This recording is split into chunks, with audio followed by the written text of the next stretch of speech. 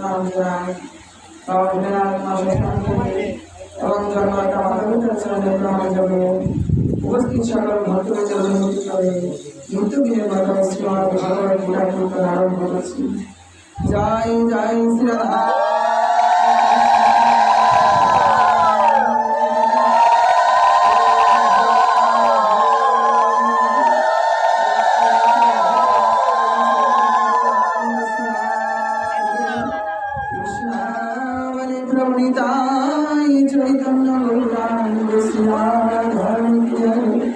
हरे कृष्णा कृष्णा कृष्णा हरे हरे हरे राम राम राम। ओम तत्सत् ओम तत्सत् ओम तत्सत् ओम नमो भगवते वासुदेवाय।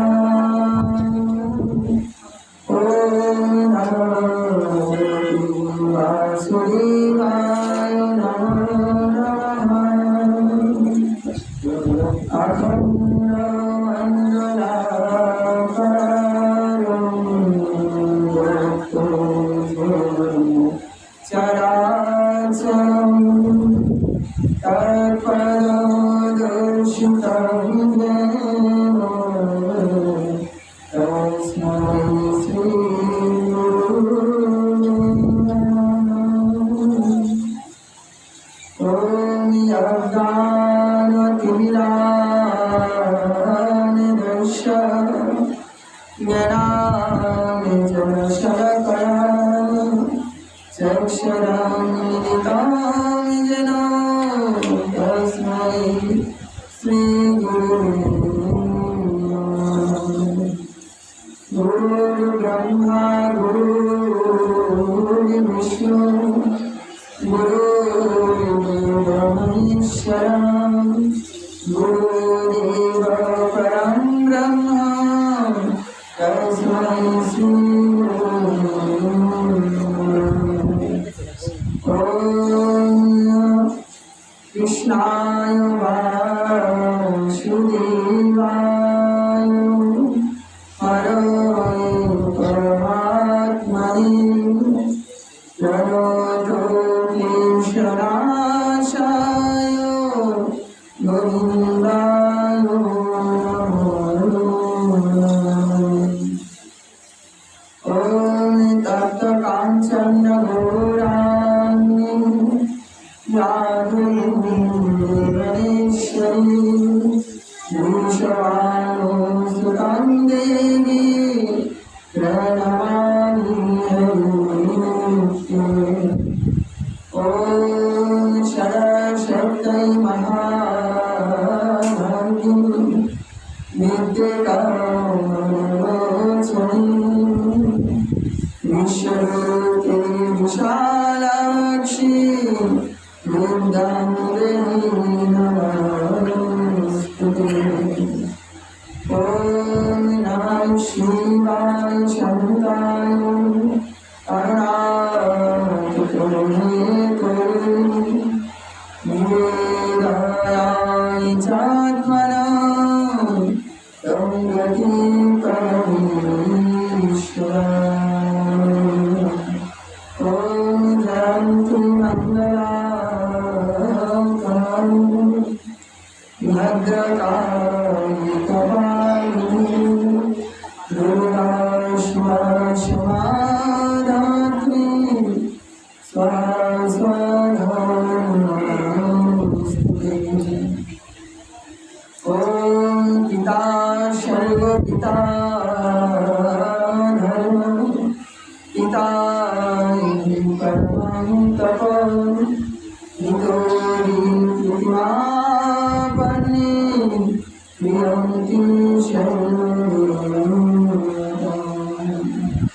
ॐ शान्तिरूपं क्षमारूपं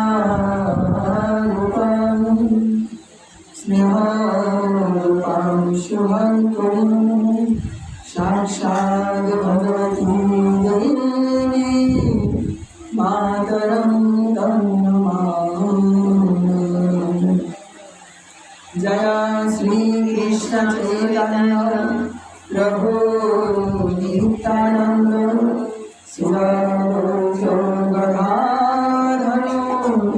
शिवासादि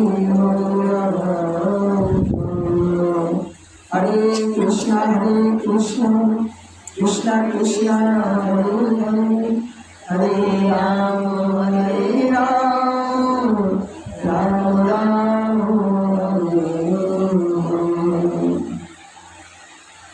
उपस्थित भक्तमंडলী সাধু বৈষ্ণবজন আশা করি আপনারা সকলেই পরমাত্মা পরমেশ্বর ভগবানের কৃপায় ভালো আছেন। ঈশ্বর যেন আপনাদের সবার মঙ্গল করে সবার মধ্যে থাকা চৈতন্যকে জাগ্রত করে প্রার্থনা করি। আপনাদের এই পণ্ডিতরা শ্রী শ্মশান কালী মন্দিরে চতুর্মাস দত্ত উপলক্ষে আয়োজিত গীতাবাদে আপনাদের সকল ভক্তবৃন্দকে স্বাগত জানাই। এই যে বৃন্দাবন, এই নবনির্মিত বৃন্দাবনে আসেন আমরা কিছুটা সময় কৃষ্ণ প্রেম আস্বাদন করি, কারণ এই মায়াময় সংসারে শুধু বিষই পান করতে হয়। বিষ ছাড়া এই সংসারে অমৃত আমরা পান করতেই পারি না।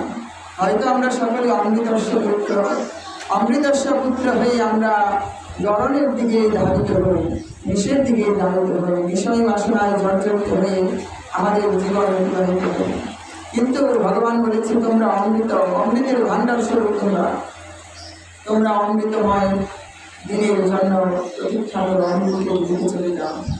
কারণ আমরা সেই পরমাত্মা পরমেশ্বরের ভগবান কাছ থেকে এসেছি, আবার মৃত্যু অন্তে যেন আমরা তার কাছে যেতে পারি, এই প্রার্থনা আমাদের গোবিন্দের কাছে করতে হবে। যে জীবন একদিন না একদিন সবার চলে যাবে, কেউ সংসারে থাকবে না, নিত্য কেউই না। কারণ এই পৃথিবী হলো নিত্য লোক না, এই পৃথিবী হলো অনিত্য লুপ্ত। কারণ এই পৃথিবীতে মানুষ মরে এবং জন্মায়।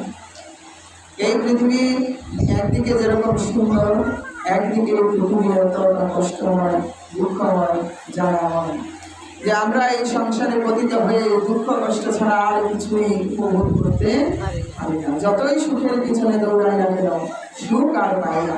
মনে করেন এক সময় সুখের পিছনে ছুটতে ছুটতে সুখও পেলাম, কিন্তু দেখলাম সুখের দিন আসতে আসতে আমার জীবনের দিন শেষ হয়ে গেছে, তখন আর সুখ পেলাম না। তাই এই সংসারে দুঃখ কষ্ট জ্বালা যন্ত্রণা শোক তাপ যাই হোক না কেন, সমস্ত দিনের মধ্যে সমস্ত অশান্তি দুঃখ জ্বালা যন্ত্রণার মধ্য দিয়েও যেন আমরা নিত্য নিত্য কৃষ্ণের লাভ করতে হবে, সেই দিকে আমাদের যেতে হবে। কারণ প্রেমের জগৎ, প্রেমের বিশ্ব, এই বিশ্ব যদি ভালোবাসে, সবার প্রতি যদি ভালোবাসা থাকে, প্রেম থাকে, তবে এই পৃথিবী বিশ্ববাসী সবাই আনন্দে থাকতে পারবে। সবার মধ্যে তার প্রেম ভাব আসে না, প্রেম ছাড়া কোনোদিন সুখী হওয়া যায় না।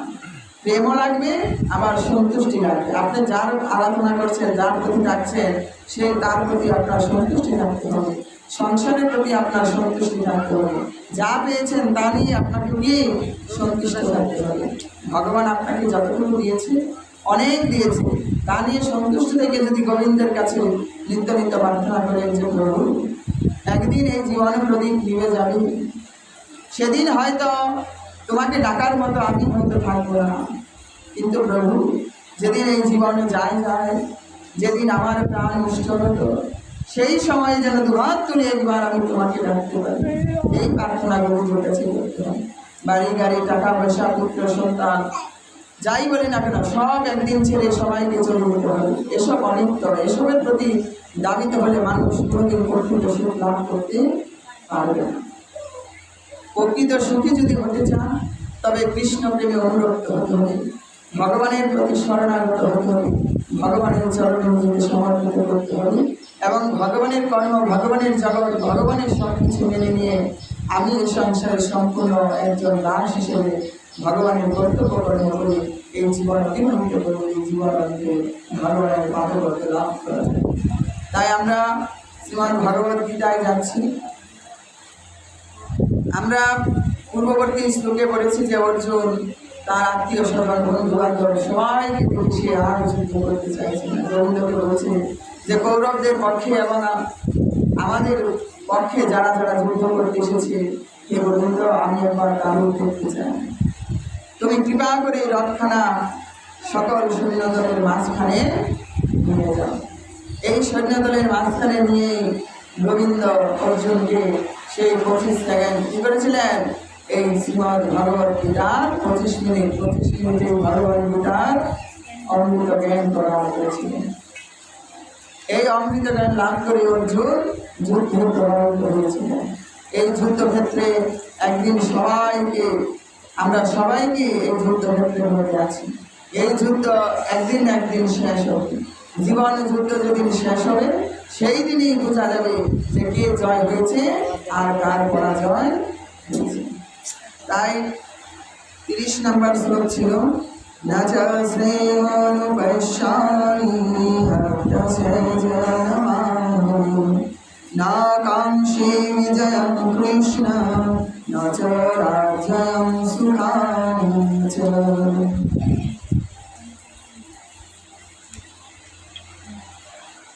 হে কৃষ্ণ, যুদ্ধে আত্মীয় স্বজনদের নিধন করার মাধ্যমে কিভাবে মঙ্গল হতে পারে তা আমি দেখতে পাচ্ছি না।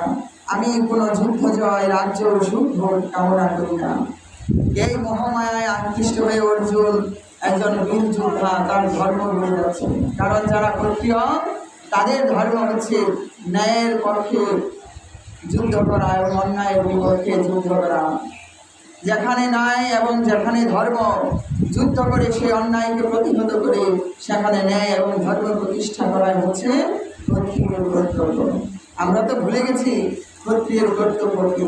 কৃষ্ণ কৃষ্ণ গোবিন্দ গোবিন্দ যেমন ভজনা করতে হবে, যেরকম মালা জপতে হবে, মালা জপা শেষ করে কি করতে হবে, ভক্তি দিয়ে আবার কর্মে আমাকে যেতে হবে। কর্ম না করলে সংসারে কেউই চলতে পারবে না। কর্ম ত্যাগ করা সম্ভব নয়, কিন্তু কর্মফল ত্যাগ করা সম্ভব। ভগবান গীতাতে বলেছে, তুমি সব কিছু সকল কর্ম রেখে তুমি দিয়ে আমাকে দেখো না। কর্ম করো, হাতে করো কর্ম, মুখে করো। হাত দিয়ে কর্ম করলে মুখ দিয়ে হল, মুখ দিয়ে বলতে না পারলে অন্তর দিয়ে স্মরণ করো। স্মরণের থেকে বড় সাধনা এই সংসারে আর কিছু হয় না।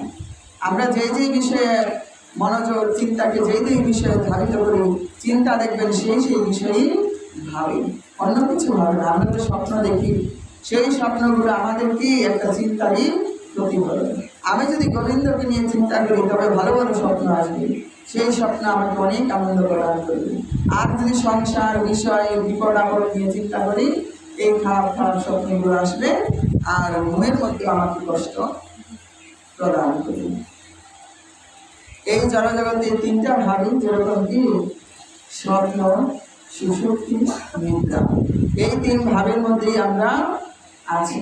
এই সংসারে স্বপ্ন থাকবে, স্বপ্নের পরে সুষুপ্তি, সুষুপ্তির আগে হচ্ছে নিদ্রা। প্রথম নিদ্রা, তারপরে স্বপ্ন, তারপরে সুষুপ্তি। প্রথম নিদ্রা আসে, নিদ্রার পরে স্বপ্ন আসে, স্বপ্নের পরে সুষুপ্তি। সুষুপ্তি মানে হচ্ছে সেই আর কোনো চাওয়া বা কোনো ভাবনা নেই, একেবারে গভীর ঘুম। যে কেউ ডাকলে, কেউ কি সারা দিল, যত ডাক বাজনা যতই কিছু বাজবে না কেন, সেই ঘুম আর ভাবনা, সেটাই হলো সুষুপ্তি। আর এই সুষুপ্তিকালে ভগবানকে স্মরণ করতে পারলে ভগবান তার ডাক তাড়াতাড়ি। তাই অর্জুন এখানে তার ধর্ম ভুলে গিয়ে, ক্ষত্রিয়ের ধর্ম হচ্ছে ন্যায় প্রতিষ্ঠা এবং ধর্ম প্রতিষ্ঠার জন্য অন্যায়ের বিপক্ষে যুদ্ধ করবে। কিন্তু এখানে এসে আত্মীয় স্বজন বন্ধু বান্ধবকে দেখি অর্জুনের মোহ জাগ্রত হয়েছে। আমরাও তো মোহে আকৃষ্ট হয়ে নিজের সন্তানকে সঠিক জ্ঞান দিতে পারি না। সেজন্যই সকল পিতামাতাদের, বেশিরভাগ পিতামাতাদের কি হয়, শেষ সময় অনেক দুর্গতি প্রাপ্ত হয়। একবার ভাবে না যে নিজের সর্বস্ব দিয়ে নিজের সন্তানকে মনের মতো মানুষ করছে, কিন্তু কার মতো? মনের মতো হলে তো আর সংসারে কেউ ভালো হবে না। তাকে জ্ঞানীর মতো জ্ঞানী করে তুলতে হয়। মনের মতো মন ভরা কিছু করলে কিছু সুন্দর হয় না, মন ভরা কোনো কিছুই ভালো হয় না। জ্ঞান দিয়ে, বুদ্ধি দিয়ে সব কিছু করতে পারলে জীবন সুন্দর হয়।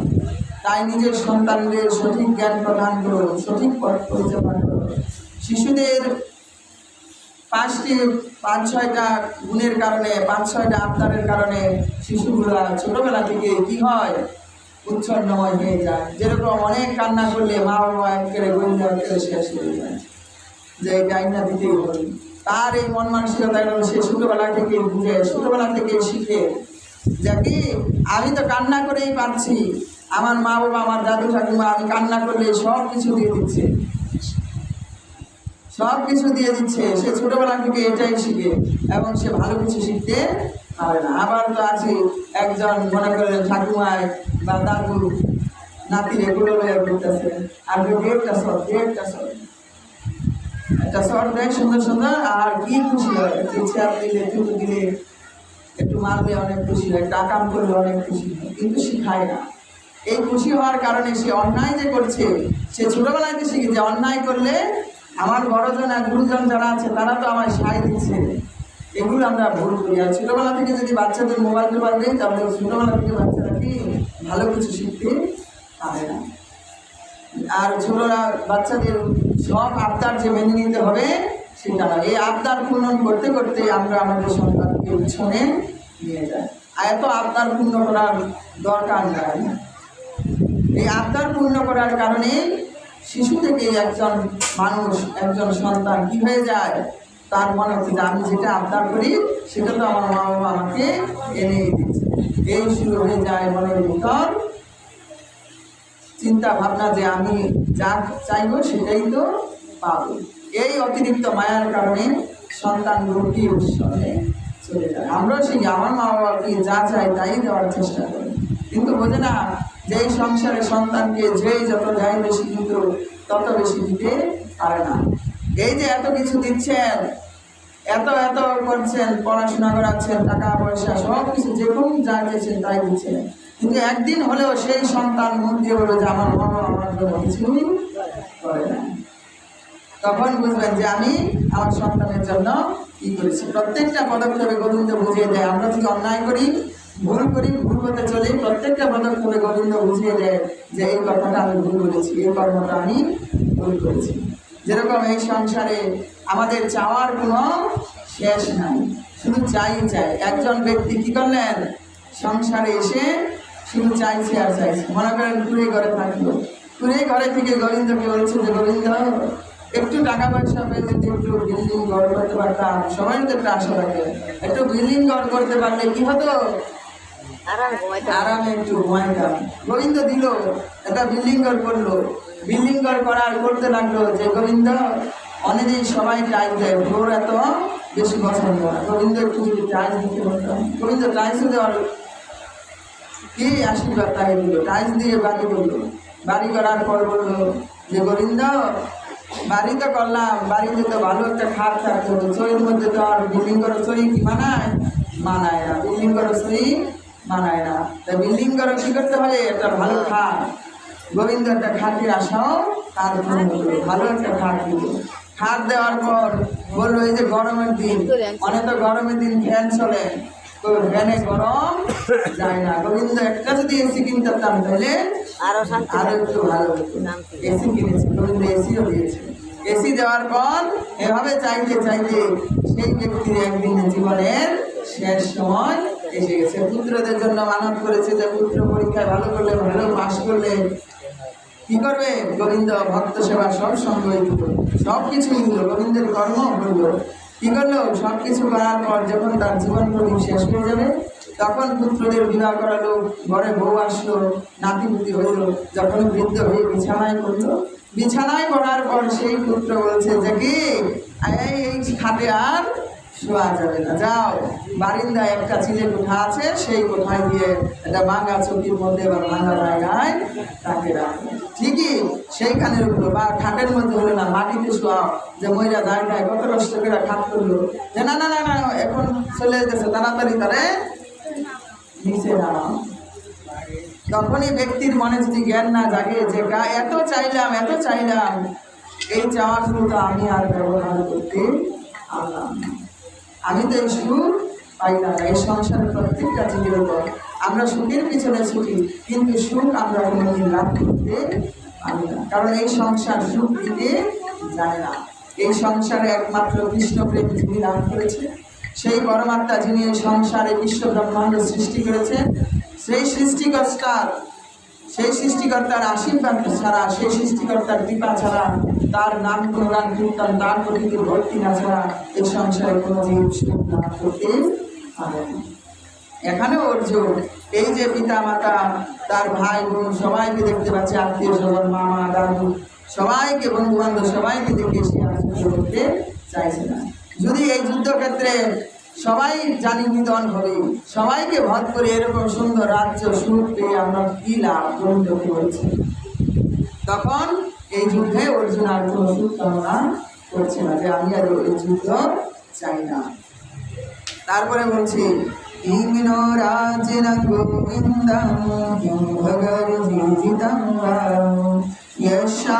यशामर्थिकांक्षितं राज्यं भोगसुखं तमेवावस्थिता युद्धे प्राणस्तप्ताधनानि च आचार्या पितरः पुत्रास्तथैव च पितामहः मातुलं श्वशुरा पुत्रा सर्वेषामन्विस्तथा एतान्न हन्तुमिच्छामि हन्तुमपि मधुसूदनम् अपि त्रैलोक्यराज्यस्य हेतुमहीतिके निहत्य धातृराष्ट्रान्न काकृति सर्जं नारदनम्। হে গোবিন্দ, যাদের জন্য রাজ্য সুখ ভোগের কামনা তারা সকলেই যখন দেখছি এই রণক্ষেত্রে আজ উপস্থিত, তখন আমাদের রাজ্যে কি প্রয়োজন, সুখ ভোগ বা জীবন ধারণের যেমন ধরনের কি প্রয়োজন। হে মধুসূদন, যখন আচার্য পিতৃ পুত্র পিতামহ মাতুল শ্বশুর পুত্র শ্যালক ও আত্মীয় স্বজন সকলেই প্রাণ ও ধনাদির আশা পরিত্যাগ করে আমার সামনে যুদ্ধে উপস্থিত হয়েছেন, তখন আমি তাদের হত্যা করতে চাইব কেন? এমনকি তারা যদি আমাকে বধ করে, হে জনার্দন, এই জগতের কি কথা, এমনকি ত্রিভুবনের বিনিময়েও আমি যুদ্ধ করতে প্রস্তুত নয়। ধৃতরাষ্ট্রের পুত্রদের হত্যা করে আমরা কি সন্তুষ্টি লাভ করব? যে যারা যারা যুদ্ধক্ষেত্রে এসেছে তারা ধন এবং জীবন সব কিছু দিয়ে যুদ্ধক্ষেত্রে এসেছে, এই যুদ্ধ করতে এসেছে, এবং তারা জানে এই যুদ্ধ যখন আমি করতে এসেছি এই যুদ্ধে আমার কি হবে, জীবন ত্যাগ হবে, জীবন আর থাকবে না। তারা সকল কিছু ত্যাগ করে এসেছে আমার উপলক্ষে যুদ্ধ করতে, এবং তারা এটাও জানে যে তাদের মৃত্যু এখানে নিশ্চিত। হে গোবিন্দ, হে মধুসূদন, আমি এই যুদ্ধ করতে চাই না। এই যুদ্ধ করতে যদি আমি ত্রিভুবন লাভ করতে পারি, তবে এই যুদ্ধ করে আমি সুখ লাভ করতে পারবো না, আমি এই যুদ্ধ করতে পারবো না। এই যে জীবন যুদ্ধে এসেছি, এই জীবন যুদ্ধে একদিন না একদিন আমার জীবন কি হয়ে যাবে, নষ্ট হয়ে যাবে, আমার জীবন শেষ হয়ে যাবে। যুদ্ধে একদিন আমাকেও পরাজয় মেনে নিতে হবে। আর যদি জয় লাভ করতে চান তবে গোবিন্দের সাথে থাকুন, গোবিন্দকে রথের সারথি করুন, গোবিন্দের দেখানো পথ, ঈশ্বরের দেখানো পথ, সৎকর্ম সৎ ভাবনা এগুলো করতে পারলে কি হবে, জীবন যুদ্ধে জয় হতে পারবে। আপনাকে আর স্বর্গে যেতে হবে না, কারণ স্বর্গে গেলে তো আবার ফিরে আসতে হয়, আর ভগবান ধামে গেলে দিব্যলোকে গেলে আর ফিরে আসতে হয় না। সেই দিব্যলোক বা দিব্যলোকে লাভ করাই হচ্ছে জীবের কর্তব্য, এবং জীবের উদ্দেশ্য আর লক্ষ্য সবই হচ্ছে সেই ভগবানের চরণে আসা, ভগবানের সেবা করে ভগবানের নিত্য ধামে প্রবেশ করা। কারণ এটা আমাদের দেশ না, এটা আমাদের স্থান না, এখানে আমরা চিরতরের জন্য আসি না। কিন্তু এখানে এসে সবাই শুধু আমার আমার আমার আমার করতে করতে কখন যে এই পৃথিবীর সাথে আমরা মিশে যাই, কখন যে সংসারের সাথে মিশে যাই, আমরা সেটা আমাদের নিজের অলক্ষ্যই আমরা বুঝতে পারি না। তাই এই আমার আমার করতে করতে এই আমার আমার ভাব, এই সংসার আমার, এই পুত্র আমার, সন্তান আমার, সব কিছু আমার, যখন এই সব কিছুকে ছেড়ে আমি চলে যাই, তখন আমি আর যেতে পারি না। তখন সেই আত্মাটা আবার এই পৃথিবীতে পতিত হয়, আবার তার নতুন জন্ম, নতুন জীবন শুরু হয়, যতক্ষণ না পর্যন্ত সে ভগবানের নিত্যভাবে পৌঁছাতে পারে। আর বহু জন্ম জন্মান্তর পর ভগবান বলেছে, বহু বহু জন্ম গ্রহণ করে একজন মানবের কৃষ্ণের মানে আমাকে জানে, সর্বকারণের কারণ হিসেবে আমাকে জানে। তাহলে এখানে আমরা সবাই তো জানি যে ভগবান আছে। আছে একজন ভগবান আমাদের রক্ষা করছেন, যে ভগবান ছাড়া আমাদের গতি নেই। আমরা সবাই জানি না? জানেন তো সবাই? তাহলে এখানে আমরা বহু জন্ম গেলে আমাদের কৃষ্ণকে সর্বকারণের কারণ বলে মনে হচ্ছে না? তবে কেন ওই সংসারের প্রতি এত মায়া আমাদের জন্য? আমরা যখন জানি যে ভগবান সর্বকারণের কারণ, এখনো জানি না। জানলে আর এই সংসারের প্রতি আমাদের এত মায়া জড়াবে না। এই মায়াকে কৃষ্ণ নামের খড়গ দিয়ে কাটতে হবে, নামের খড়গে তাকে কাটতে হবে। নামের ও জ্ঞানের অগ্নিতে মায়াকে কি করতে হবে? পুড়ে ছাই করে দিতে হবে। জ্ঞানাগ্নিতে অজ্ঞানতাকে নাশ করতে হবে। অজ্ঞানতা দূর না হলে জীবের জ্ঞান উদয় হয় না, আর জ্ঞানী না হলে চৈতন্য উদয় হয় না, আর চৈতন্য সত্তা উদিত না হলে ভক্তি প্রেম লাভ করা যাবে না। সব প্রত্যেকটা জীবের, প্রত্যেকটা মানুষের কর্তব্য সে যেন ভক্তি প্রেম লাভ করে এবং এই দেহের মধ্যে থাকা সেই পরমাত্মা পরমেশ্বর ভগবানের সাথে নিত্য নিত্য সম্পর্ক স্থাপন করতে পারে। নিত্য নিত্য যদি ভগবানের সাথে সম্পর্ক স্থাপন করা যায়, দেখবেন আপনা আপনি সংসারের প্রতি মায়া কেটে যাবে। আমরা তো ভগবানের সাথে সম্পর্ক রাখতে পারি না, তাকে মনে করি তিনি অনেক বড়, তিনি তার কাছে কি আমি যেতে পারি? সে শুধু মন্দিরে সিংহাসনেই বসে থাকে, সে তো আর আমার কাছে আসে না। কিন্তু সে মন্দিরে সিংহাসনে বসে থাকে না, সে ভক্তের হৃদয়ে বসে থাকে। প্রত্যেকটা জীবের মধ্যে তার অবস্থান, সে দূরে নয়, সে কাছে। আমরা তাকে দূরে ঠেলে দেই, তাকে আমরা নিয়ম কানুনের বেড়া ঝাড়িয়ে আমরা মন্দিরে আটকা রাখি। সব কিছু ভুলে গিয়ে তাকে ভজনা করতে হবে। এটাই হলো ভক্তি, এটাই হলো সাধন। যারা সাধন করে, যারা ভক্তি মার্গে চলে, তাদের একটাই হচ্ছে কি, যে সব কিছু দূরে ফেলে আমার গোবিন্দকে আমার নিজের করে। যেরকম বৃন্দাবনে গোপীরা কি করেছিলেন, ঘরে স্বামী পুত্র সংসার সব কিছু ছেড়েছিলেন, তারা গোবিন্দের কাছে ছুটে আসতেন। কিসের কারণে? গোবিন্দের কৃপা লাভ করার কারণে। কারণ তারা জেনেছিল, তারা বুঝেছিল আমরা তো গোবিন্দের কাছ থেকে এসেছি, আমরা তো তার নিত্য দাস। তাদের মধ্যে সেই গুণ জেগেছিল। আর আমরা যে ভগবানের নিত্য দাস, আমরা তো দাসত্ব স্বীকার করতেই চাই না। আরো প্রভু প্রভু বলে বড়লোক ধনী, আমার এই আছে সেই আছে, এই ভাবনা নিয়ে সংসারে কে কার থেকে বড় হতে পারে সেই নিয়ে চিন্তা ভাবনা করি। দাস হওয়ার চিন্তা ভাবনা হয় না।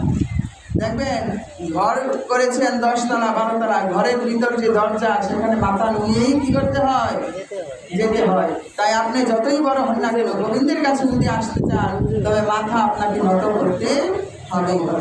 নত ভাবনা না থাকলে ভগবানকে লাভ করা যায় না।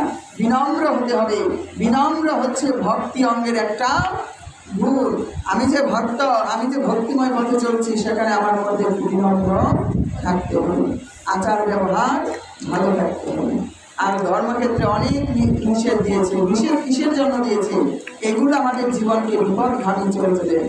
বিপদগামী করার কারণে এগুলো আমাদের জীবনের ভক্তি পথে বাধা হয়ে যায়।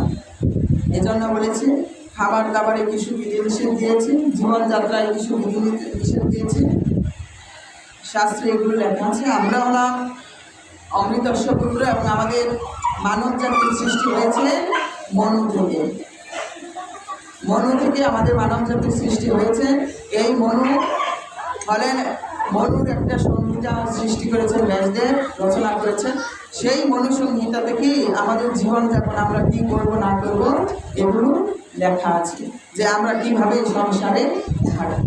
যেরকম আমাদের একজন মানব হয়ে বলেছে যে কি, তুমি আছো, তোমার বাড়িতে মনে করো 1 গ্রাম চাল আছে, কিন্তু তোমার পাশের বাড়ির যিনি তোমার পাশে বাস করছে তার চাল নেই। তার যে ঘরে চাল নেই সেই খেয়ালটা তোমাকে রাখতে হবে এবং নিজের ভাগ্য থেকে তোমাকে চাল তাকে দিতে হবে, তবেই তোমার জীবন সুন্দর হবে। এটা জীবনের কর্তব্য। দেখি মানুষের বিপদে দাঁড়ানো, এটাই আমরা ভুলে যাচ্ছি। মানুষের বিপদে দাঁড়ানোটাই আমরা ভুলে যাচ্ছি। মানব হয়ে মানবের কর্ম আমরা ভুলে যাচ্ছি। দান করো, আমরা তো দান করি। দান করতে হয় এভাবে যে 1 হাত দিয়ে দান করবে আর অপর হাত যেন যেটা না চলতে পারে। আর আমরা দান করি, আবার সেটা মাইকিং করে আবার দান দিয়ে আজকে মন্দিরও দিচ্ছি, আজকের খরচ হলো না, আমার সাইডবস্তা নাই। এটা বলে না ভক্ত সেবার জন্য কিনছি, ভগবান আমাকে যা প্রদান করেছে আমি তাই দিয়ে দিয়েছি। দান করে কোনোদিন অহংকার করলে সেই দানের পুণ্যফল নষ্ট হয়ে যায়। আর দান তাকেই করবেন যে দান নেওয়ার যোগ্য পাত্র। যোগ্য পাত্রে দান না করতে পারলে সেই দান অপাত্রে হয়ে যায়, সেই দান জীবনে চলে যায়। এবং ব্রহ্মাদেব, উপনিষদে আছে ব্রহ্মাদেব একবার ব্রহ্মাদেবের কাছে ব্রহ্মা মানব দেবতা এবং দানব তিনজন গিয়েছে। তিনজনই তো ব্রহ্মার সৃষ্টিকর্তা ব্রহ্মা। সেই ব্রহ্মার কাছে গিয়ে বলছে যে পিতা আমাদের কি কর্তব্য। দেবতা গিয়ে বলছে যে পিতা আমাদের কি কর্তব্য। ব্রহ্মাদেব বলছেন মানব গিয়ে বলছেন যে পিতা আমাদের কি কর্তব্য। ব্রহ্মাদেব বলছেন দানব গিয়ে ভগবানের ব্রহ্মাকর্তার সৃষ্টিকর্তা ব্রহ্মার কাছে গিয়ে বলছেন যে পিতা এই সংসারে এই বিশ্ব ব্রহ্মাণ্ডে আমাদের কি কর্তব্য। সেখানেও বলছে দ তিনবার দ বলছে। দানবদের দেবতাদের বলছে কি দমন করো, দকে হচ্ছে দমন করো। আর কি ওই দিকে তাই দেখলে হবে না, গীতা পাঠে মনোযোগ করতে হবে। উনার ভাব উনি করতে থাকবে, কারণ গীতা পাঠে যদি অন্যদিকে মন যায় বারে সে করে তাকে জন্মগ্রহণ করতে হবে। তাহলে আমরা তো এই সংসারে